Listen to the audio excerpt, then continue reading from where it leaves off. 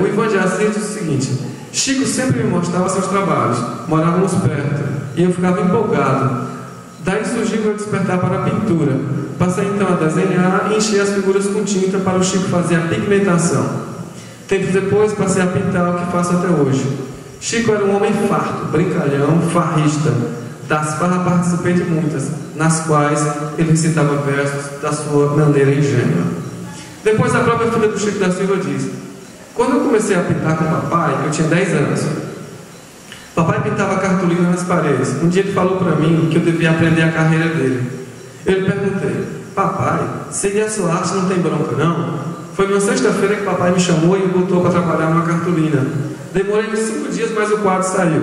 Ele vendeu por 100. Aí eu acho que era 100 cruzeiros talvez, né? E me deu 30.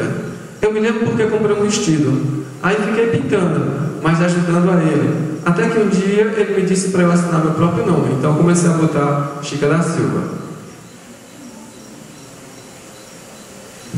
Um outro narrador chama-se Sérgio Lima. Ele é gravador, ilustrou vários livros. E ele conta como é que chegou até o Museu de Arte da Universidade. Bom, ele falou que houve um concurso no Liceu do Ceará entre 61 e 62, ele ganhou uma bolsa de estudos, e ele foi um bom aluno, e depois ele foi indicado para trabalhar no Museu da Universidade. E ele comenta, porque assim, a ideia inicial do museu, quando o reitor Antônio Martins Filho fez o museu, era pensar como uma escola de artes, que de fato não aconteceu, né? Mas ele fala como é que se montavam os trabalhos, como se organizava as exposições, como se montava um acervo.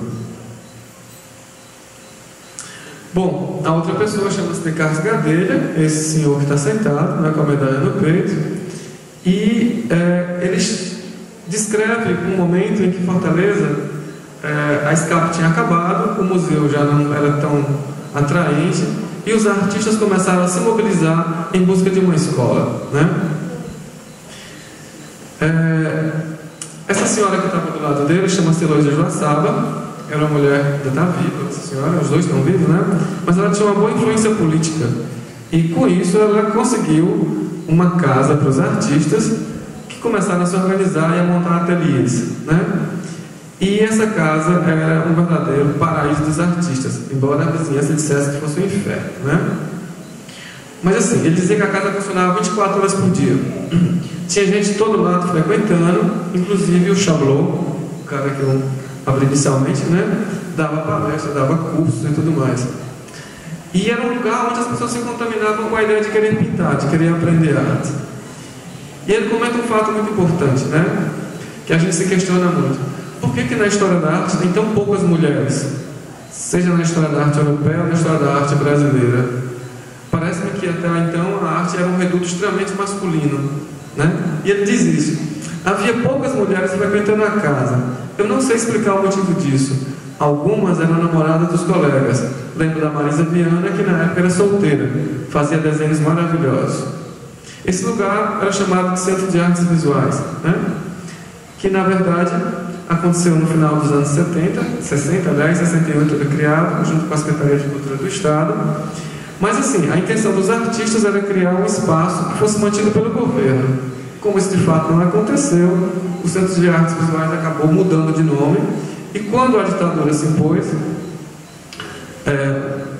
as forças pensantes, né, do governo descobriu que nas culturas de massa, nos arregimentos populares, havia forma de se infiltrar e de alguma forma manobrar e segurar os movimentos que até então estavam surgindo, sobretudo de música e os de artes visuais.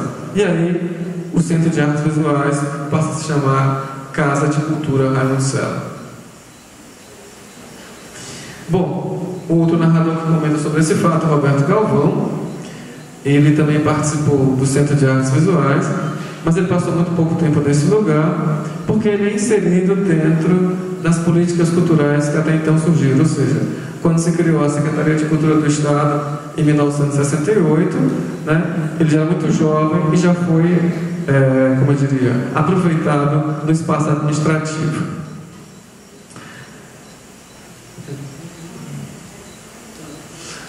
Bom, e Ele diz o seguinte, né?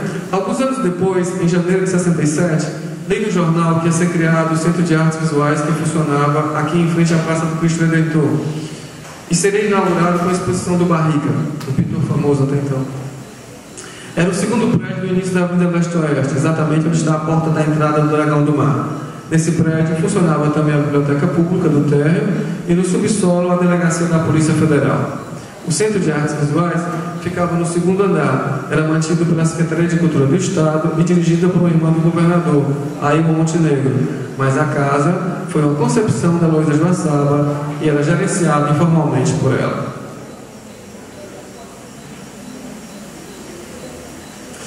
Bom, para concluir eu queria só dizer o seguinte, né?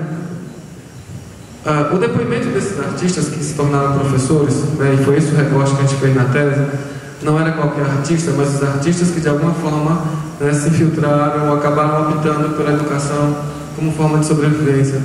São fundamentais para a gente compreender a trama social no qual a gente reclama tanto sobre arte e sobre educação. Hoje a discussão sobre arte e educação está tomando várias vertentes, né, e elas repousam em vários substratos desse pensamento. Né? Algumas pessoas defendem muito a arte como expressão, outras como trabalho, outras como produção engajada, enfim.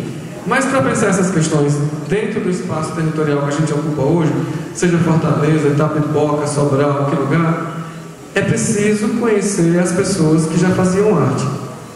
Né? E aí a gente tem que ter a humildade de reconhecer que essas cidades ou esses lugares, elas tinham pintores, elas tinham bailarinos, elas tinham atores, elas tinham cantores, que não necessariamente é aquilo que nós convencionamos ou chamamos hoje de artista. Né? Eu acho que é a partir do depoimento dessas pessoas que a gente pode construir uma noção de arte a partir de nós. Seja ela plástica, seja ela visual, seja ela musical, enfim. O que é importante nessa construção histórica é pensarmos que a partir de nós, o mundo se refaz nessas construções artísticas. Muito obrigado.